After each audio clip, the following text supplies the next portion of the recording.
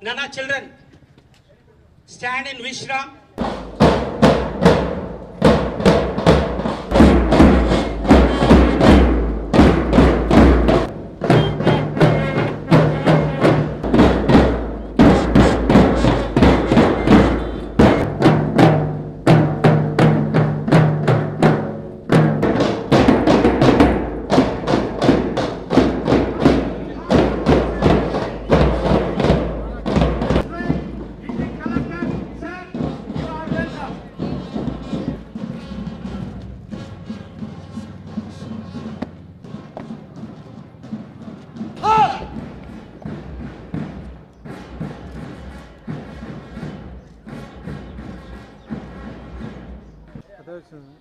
పెట్టేది రాలే అటు సైడ్ ఇది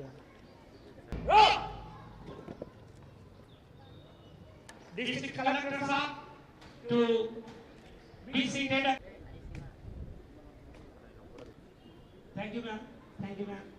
I request our Salute. Flag. Salute.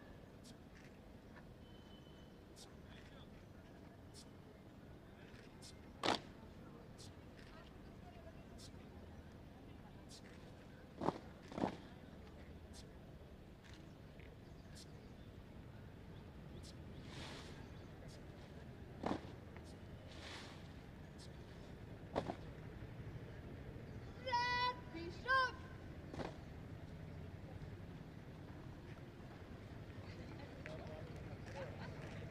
thank you once again sir. ready sir? Sir, smile ready?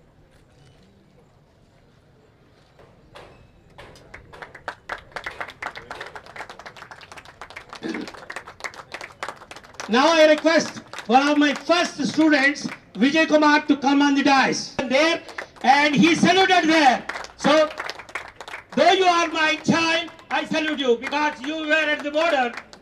Who was my first lieutenant during we engaged a drone, and we were the first people to use a drone. The warriors, I want all the warriors, those who were dies, so that we can felicitate you. 800 గజాల స్థలం ఉంది sir మాకు.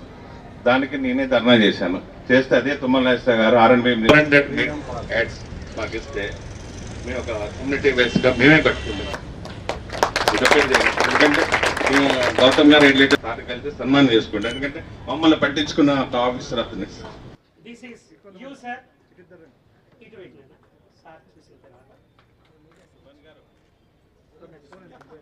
Right now, I am tenanting the appointment of training the NCC cadets. I'll do my best to take out. ఇటువంటి సందర్భాలు వచ్చినప్పుడు ప్రతిసారి మనసులో కొన్ని ఆలోచనలు వస్తాయి. మొట్టమొదటిది ఇప్పుడు మనం మర్చిపోతున్నాం. దేశం చాలా ఎదిగింది. దాదాపు 75 సంవత్సరాల పైన అయింది. మనం అంత ఘనంగా ఈ పార్క్ లాంటివి కూడా కట్టుకొని ఒక 2-3 సంవత్సరాల ముందు 75 సంవత్సరాలు మన దేశ ఇండిపెండెన్స్ ని మనం సెలబ్రేట్ చేసుకున్నాం. కానీ ఆ ఇండిపెండెన్స్ ఏ సందర్భంలో వచ్చింది అనేది కొన్నిసార్లు మనం మర్చిపోతుంటాం. 1977లో చాలా మందికి ఈ విషయాలు తెలియవండి. ఒక కీలకమైన నిర్ణయం. మన ఆర్మీలో ఉన్న భారతీయులందరూ ఆ సమయానికి మేము బ్రిటిష్ వాళ్ళతో ఉండము, మేము మా దేశాన్ని తెచ్చుకుంటామని బలపరచడం వల్లనే ఒక కీలకమైన నిర్ణయం స్వాతంత్రం 1947లో తెచ్చుకుందాం అనేది నిర్ణయించడం జరిగింది. ఆర్మీ మనతో ఆ సమయంలో కూడా లేకపోతే స్వతంత్రం అనేది ఇంకొక 10-15 సంవత్సరాలు దూరం అయ్యేది. మొదటిది చాలా మంది వయసు తక్కువ ఉన్న వాళ్ళు ఉన్నారు కాబట్టి ఆలోచించండి ఒకసారి. మనం ఇంత ప్రశాంతంగా ఉన్నాం ఈ రోజు కాబట్టి ఆ రోజు మర్చిపోతున్నాం. 1947లో పార్టీషన్ అయింది. చుట్టూరున్న దేశాలన్నీ మన పైన దృష్టి దాకే. ఒక వీక్ కంట్రీ వస్తుంది, ఆ వీక్ కంట్రీతో మనం ఆడుకోవచ్చు అనేది. మన ఆర్మీ ఇంకా పూర్తిగా మనం సృష్టించుకోలే, వెపన్స్ అంతా ఆధునికంగా ఉండలే. ఉన్నది ఒకటే మన జవాన్. వాళ్ళ క్వాలిటీ అద్భుతంగా ఉండింది. వాళ్ళొక్కరు మనల్ని కాపాడారు. ఆ సమయంలో హద్దులపై నుంచొని ఇది మా హద్దు, ఇది మా దేశం అని చెప్పకపోతే దేశం ఏంటి, స్వాతంత్రం ఏంటి? ఇది మనం మనసులో ప్రతిసారి పెట్టుకోవాలండి. వాళ్ళు అప్పుడు చేసిన త్యాగాల్ని, వాళ్ళు అర్పించిన సేవల్ని ఎప్పుడు మనం మర్చిపోకుండా మనసులో పెట్టుకోవాలనే మాట మనం అందరూ వయసులో తక్కువ ఉన్న మనసులో పెట్టుకొని ముందుకు నడవాలి. ఇప్పుడు అప్పటి పరిస్థితి అలా ఉంటే ఇప్పటి పరిస్థితి ఏంటి గమనించండి.